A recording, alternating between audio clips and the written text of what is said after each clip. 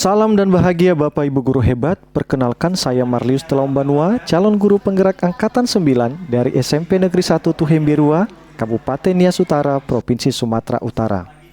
Pada video ini saya akan memaparkan koneksi antar materi modul 1.4 budaya positif dengan materi yang telah saya pelajari sebelumnya. Berikut kesimpulan saya mengenai peran dalam menciptakan budaya positif di sekolah. Seorang guru yang baik harus memiliki kemampuan dalam mewujud nyatakan budaya positif di sekolah.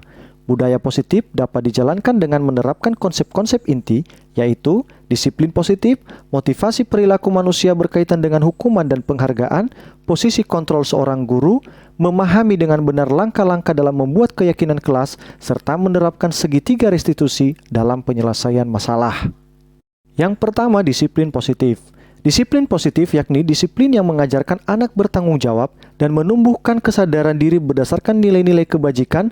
Disiplin ini lebih mengarah agar seseorang mengontrol diri dalam melakukan segala tindakan dalam kehidupan diri sendiri, yang selanjutnya dapat membuat masing-masing individu atau murid benar-benar memahami dan menyadari bahwa tindakan yang dilakukan merupakan motivasi dari dalam diri sendiri, bukan karena paksaan, apresiasi, ataupun karena hukuman.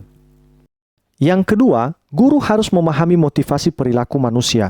Secara garis besar, ada 3 motivasi perilaku manusia, yaitu untuk menghindari ketidaknyamanan atau menghindari hukuman, untuk mendapatkan imbalan, penghargaan atau apresiasi dari pihak lain, dan untuk menjadi orang yang mereka inginkan dan menghargai diri sendiri dengan nilai-nilai yang mereka percaya. Ketika guru memahami ketiga motivasi perilaku manusia, maka guru dapat memilah masing-masing motivasi yang ada pada diri seorang murid. Jika seorang murid memiliki motivasi perilaku untuk menghindari ketidaknyamanan atau menghindari hukuman dan agar dapat mendapatkan imbalan, penghargaan atau apresiasi dari pihak lain, maka dapat disimpulkan bahwa motivasi yang ada pada diri anak masih berasal dari pihak luar atau eksternal. Sedangkan jika murid mau menjadi orang yang mereka inginkan dan menghargai diri sendiri dengan nilai-nilai yang mereka percaya, maka dapat disimpulkan bahwa murid tersebut sudah memiliki motivasi dengan penuh kesadaran dan berasal dari dalam diri murid itu sendiri. Oleh karena itu, ada baiknya seorang guru menghindari pemberian hukuman, pemberian penghargaan yang berlebihan kepada murid untuk meminimalisir motivasi eksternal dalam diri murid.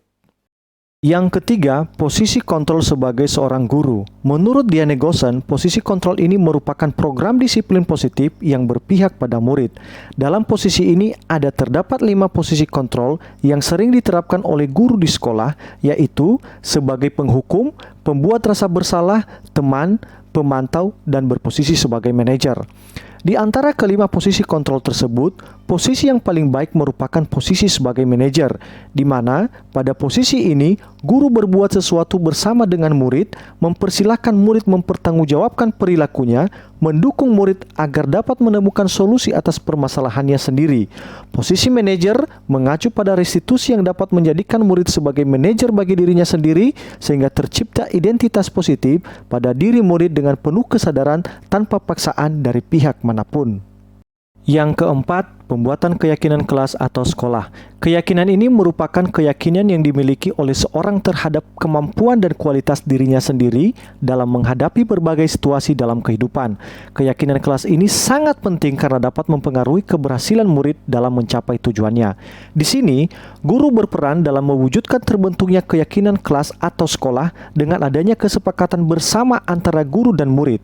Keyakinan kelas atau sekolah berupa pernyataan universal yang mudah diingat dan dimengerti, serta wajib diterapkan dalam lingkungan kelas ataupun di lingkungan sekolah. Yang kelima, penerapan segitiga restitusi dalam penyelesaian masalah. Di sini, guru yang berperan sebagai manajer menggunakan segitiga restitusi dalam penyelesaian masalah melalui tahapan, yaitu menstabilkan identitas, validasi tindakan yang salah, dan menanyakan keyakinan. Hal ini bertujuan untuk menghasilkan murid yang mandiri dan bertanggung jawab. Keterkaitan materi budaya positif dengan materi sebelumnya, yaitu dengan adanya budaya positif di dalam lingkungan sekolah, maka akan mempermudah tercapainya tujuan pendidikan sesuai dengan filosofi dari Ki Hajar Dewantara, yaitu pendidikan yang berpihak pada murid dan bersifat menuntut tumbuh kembangnya kekuatan kodrat alam dan kodrat zaman yang ada pada diri anak. Demikian juga pada materi nilai dan peran guru penggerak, di mana ada 5 nilai guru penggerak, yaitu berpihak pada murid, mandiri, kreatif, reflektif, kolaboratif, dan inovatif, di mana hal ini bisa diwujudkan dengan adanya budaya positif, seperti halnya kolaborasi dalam membuat keyakinan sekolah yang harus disepakati dan dijalankan bersama. Selanjutnya, pada materi visi guru penggerak, salah satu perubahan yang diharapkan agar terbentuknya budaya positif yang dapat dipahami secara terperinci, jelas dan mendalam pada materi budaya positif dan penjelasan yang ada pada modul 1.4 budaya positif sesuai dengan profil pelajar Pancasila.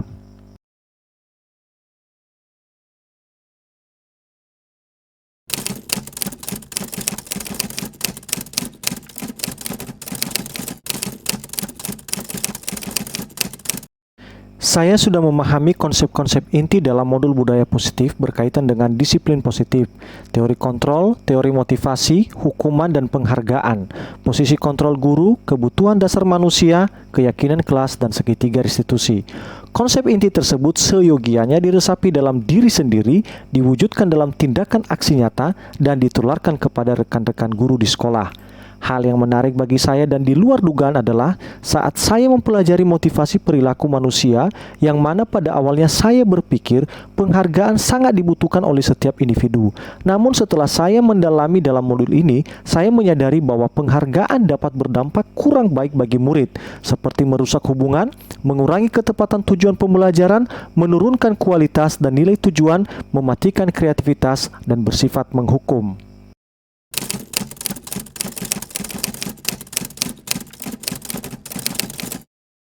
Pola berpikir saya mengalami perubahan di mana saya menyadari bahwa posisi kontrol yang biasa saya lakukan, yakni sebagai penghukum dan pemantau, sesungguhnya kurang bahkan tidak tepat, di mana seharusnya sebagai manajer dengan cara menangani masalah dengan menerapkan segitiga restitusi.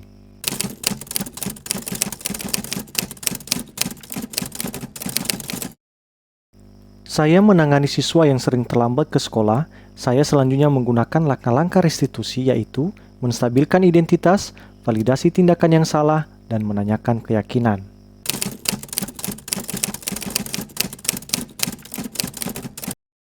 Perasaan saya sangat termotivasi, bahkan semakin semangat untuk terus memperbaiki diri sesuai dengan nilai-nilai budaya positif di sekolah.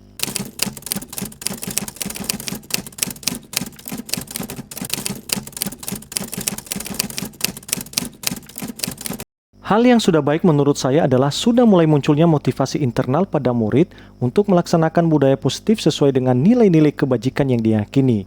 Namun demikian, ada satu hal yang terus diperbaiki, yaitu posisi guru yang seyogianya sebagai manajer dalam melakukan penyelesaian permasalahan murid, baik di dalam maupun di luar kelas.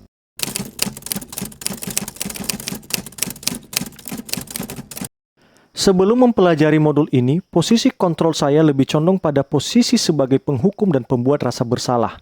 Perasaan saya saat itu selalu diliputi rasa bersalah karena harus memberikan hukuman serta merasa tidak nyaman ketika anak membuat kesalahan, seperti contoh tidak mengerjakan tugas yang diberikan oleh bapak dan ibu guru. Namun demikian, setelah mempelajari modul ini, saya mulai menerapkan posisi sebagai manajer dalam penyelesaian masalah. Perasaan saya sudah sangat tenang dan nyaman, bahkan merasa murid lebih terbuka. Saya akhirnya menyadari bahwa pentingnya komunikasi yang efektif untuk menumbuhkan rasa tanggung jawab pada diri murid.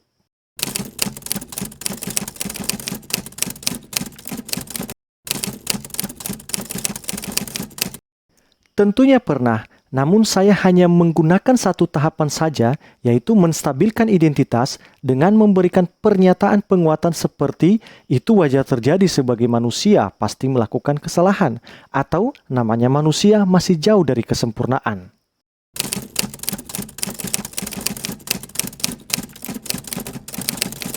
Hal lain yang penting dipelajari dalam proses menciptakan budaya positif adalah melakukan kolaborasi antara pihak sekolah dan orang tua murid agar budaya positif ini jangan hanya dilakukan di kelas ataupun di sekolah, namun juga diterapkan di rumah agar menjadi suatu kebiasaan yang membudaya saat berada di lingkungan sekolah atau di lingkungan masyarakat. Demikian video yang bisa saya sampaikan. Saya Marlius Telombanua mengucapkan terima kasih.